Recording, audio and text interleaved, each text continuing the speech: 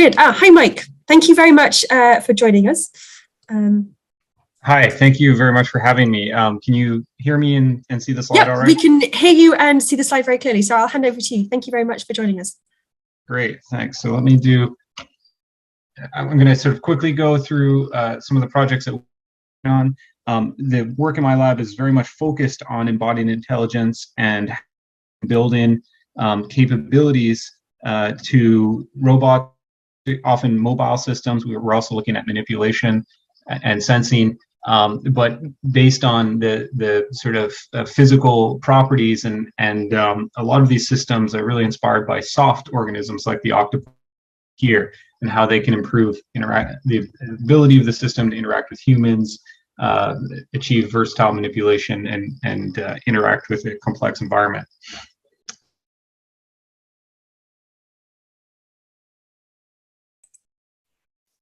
Oh, we seem to have lost some recent work from the group, and this. Oh, can you still hear me? Oh, sorry, Josh. Sorry, Mike. Sorry, we lost you for a few seconds now, but you're back now. So let's hopefully the connection gets better. Okay, great. Sorry about that. We've been thinking about how soft legs can simplify legged locomotion, how a control of stiffness can help in locomotion and manipulation. We've been thinking about very bioinspired swimming with a soft body is achieved by cephalopods, and thinking about how we can generate unique types of adhesion with soft or flexible structures. So one thing that we've been thinking about for a while is soft-legged robots, and how soft legs can inherently handle a variety of terrain. Now, one of the challenges with this approach, as you see here, this is from a few years ago now, is highlighted at the start of this video, where you see all the offboard electronics, valves, microcontrollers, etc., required to actuate such a pneumatic system. And so this inspired us to think about building in some of the intelligence to the body of the robot as well. And this was inspired by some work from very nice work from the Whitesides lab, where they showed that you could do something like generate a ring oscillator with these bistable soft valves. Building off of this, we looked at how we can use this sort of ring oscillator as like a central pattern generator, essentially, for a pneumatic soft-legged robot, and that's what you see here. The gate is not optimized because we essentially used the minimum number of valves in this case, and directly connected the three outputs from a three-element circuit to the legs of this robot. But then we looked at how you can build up more complexity with relatively simple control, essentially, to control the direction of oscillation of these legs, in order to do something like walk in different directions. And here we're using manual input, but the idea is that the entire system is running off of a single pressure source. So there's no control inputs coming in aside from these valve states that we're switching manually. And then, of course, you can also switch these valve states based on inputs from the environment. So this is a sort of contrived example where we're looking at, we have this antennae sticking out, it detects that we hit the wall, and that changes the state of the oscillator in this robot's brain. Another challenge that we've been thinking about is interacting with natural terrain. So, for example, sand, and we have a project with Nick Gravish at UCSD to look at actually digging. And I'm not going to show, we'll have some more results to share about that soon. But just the problem of walking on sand, as this video hopefully motivates, it can be a huge challenge. And so we've been inspired by some work from the Hod Lipson's group that was previously at Cornell, where I actually did my PhD, to look at granular jamming. And essentially, if you pull a vacuum with coffee grounds or any sort of grains in an elastic membrane, you can transition from soft to hard, as you see here. And so Emily Lathrop, a student working with me, and Nick Gravish, has been looking at can you use this to improve locomotion on different terrains like leaf litter, rocks, etc., natural terrains, by essentially having a foot be soft when it lands and interacts with this ground, and then becomes stiff when you have to move and push off of it. And this is an initial sort of result in this direction, where we essentially put these granular jamming feet onto the end of a commercially available hexapod, and found that sure enough, if you use active granular jamming to improve locomotion on different types of terrain, we also noticed the effect. Sometimes you get this passive granular jamming just due to the weight of the robot, and so that's something interesting to potentially follow up on there. Dr. Adhav, who recently defended, has been also thinking about controlling bending stiffness. And so if you have grains in a membrane, it's really nice for changing the sort of compressive stiffness. But as soon as you bend this kind of, if you had a beam made of grains, as soon as you go to bend it, you're now limited by the stiffness of the membrane. And so Saurabh started thinking about how to model bending stiffness versions. There's other groups have also worked on layer jamming, where you have a number of layers that you stick together and essentially it becomes a thicker beam. But that of course controls bending in about one axis. If you want to do bending about any axis, you can do a sort of linear version of this where you have a fiber jamming actuator. And so this is looking at some of the modeling, very nice modeling work that he did, and also experimental work in showing a fiber jamming actuator as a tool, and potentially that can be used as a haptic device to provide resistance to motion in desired configurations. Okay, sorry, I realize this is sort of rapid fire moving through things here, but another we've been thinking about is inspired jet propulsion. And essentially the idea is that it takes advantage of this added mass effect, where it can essentially, by changing its body shape, reduce the water that it carries along when it's trying to move forward, and then increase the water that moves with it when it's trying to draw water back into its body to minimize the amount that causes it to move backwards or decelerate.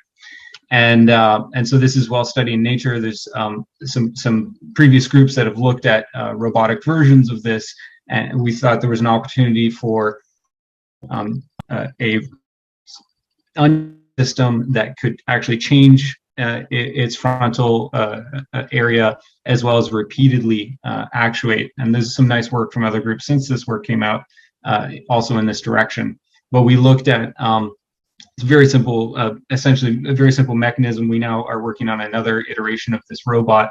But the nice thing here is that we can do things like look at the thrust that this robot can generate when it draws in water. It's got a refill period. So obviously this is where I'm saying that the velocity decreases. And then when it expels water, it increases. We looked at things like force measurements, thrust measurements as a function of the diameter of the robot, which is key. You really want to tune the amount of water that you draw in to the amount of water that you let out. And you'll see in these high-speed videos the effects that happen when you those parameters tuned properly. And you can also measure in terms of the thrust. And then if you have a untethered platform, you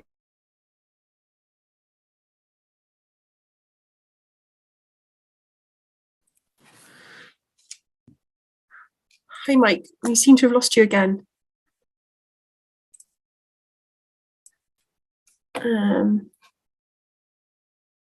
Mike, can you hear us at all? It's probably my internet's fault. So No. Let me try it again. And if it gets stuck again or something, you feel free to move on. Let's give it a go. That sounds great. Okay. So we've just got onto the, propulsion. Thank you. So maybe I cut out sooner than I expected, but let me just, so I don't run out of time, I'll just talk about this last project.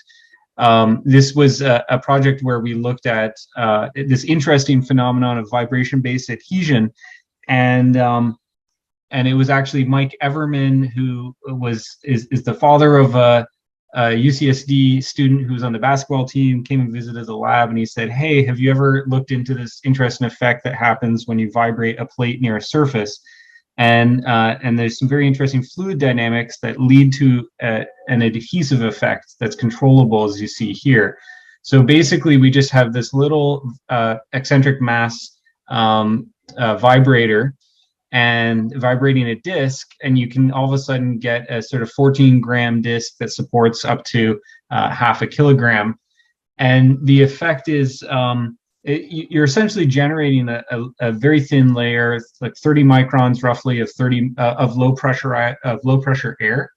But the truth is, we don't understand all the details of these fluid dynamics, and we're working with some fluid dynamicists in the department to look at this.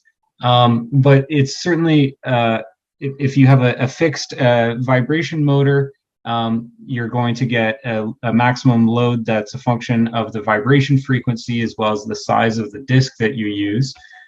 And the interesting thing for robotics is that this adhesion, unlike most adhesion, is sort of purely normal. There's very low resistance to motion along the surface because you have this lubricated fluid layer. It's not actually touching the surface, it's sort of hovering right off of it.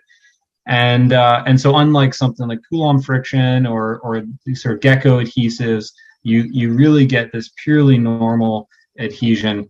And this allows us to do something like design a mobile platform and so this is, sort of getting away from bioinspired perhaps, but we have this mobile platform now where we can stick to flat surfaces with this disc and then have a sort of suspension connected to wheels so you can actually apply a normal force. And if you design these things carefully, you can not only do inverted surfaces as we just showed, but you can actually climb up walls as well if you have sufficient normal force to generate traction. And so, we have demonstrations here of driving up a wall around a tube and sort of lifting heavier weights, which are full soda cans. So the downside of this is it's vibrating at acoustic frequencies. So it's not the most sort of pleasant thing to have going on in the background, but there may be ways to think about compensating for that. Okay, so that was the last project I wanted to mention, but thank you very much for your attention and your patience with the connection issues. We have a number of collaborators on the project I talked about here, as well as various sources of funding. But most importantly, I just wanted to highlight the students and now doctors who did the research that I highlighted today: Dr. Dylan Drotman, Emily Lathrop, Dr. Sarab Jadhav, Dr. Will Hicks-Weston-Dox, and Dr. Caleb Christensen. So thank you very much. And if anything was unclear or didn't come through, I'm happy to address in the questions. Many thanks, Mike. It's good for you to finish the talk. A very brief question. I just wondered, you presented some bioinspired approaches and some kind of more inorganic or non-bioinspired. I think touching back to actually Josh's answer, do you think there is a discontinuity, or do you think if we look closely enough, perhaps, for example, this vibration or some other effects, we can have a route back to bioinspiration, or do you think they're divergent approaches? Well, I mean, it's all constrained by physics, right? So at some point, I think there's things that are easier for biology to evolve, like, let's say, hairy gecko toes. And there's some things that might be more difficult, like very smooth, flat discs with little vibration sources. And so, we don't want to we are largely looking to biology for inspiration, but we don't want to fully constrain ourselves. And I think the important thing is, in either case, if you can identify the principles that are at play, for example, for adhesion, then I think that's what you want to build into a robotic system. I mean, it's also interesting to do biomimetic research, like maybe the cephalopod project is a little bit more biomimetic in the sense of trying to do the same kind of motion for the sort of understanding what's going on. But I think if you want to, ultimately, if the goal is to build a functional robotic system, it shouldn't really matter if you take the exact same approach as biology. So I guess it comes down to what your goal is, if it's understanding biology or solving a problem. Thank you very much for that answer. And thank you once again for your talk.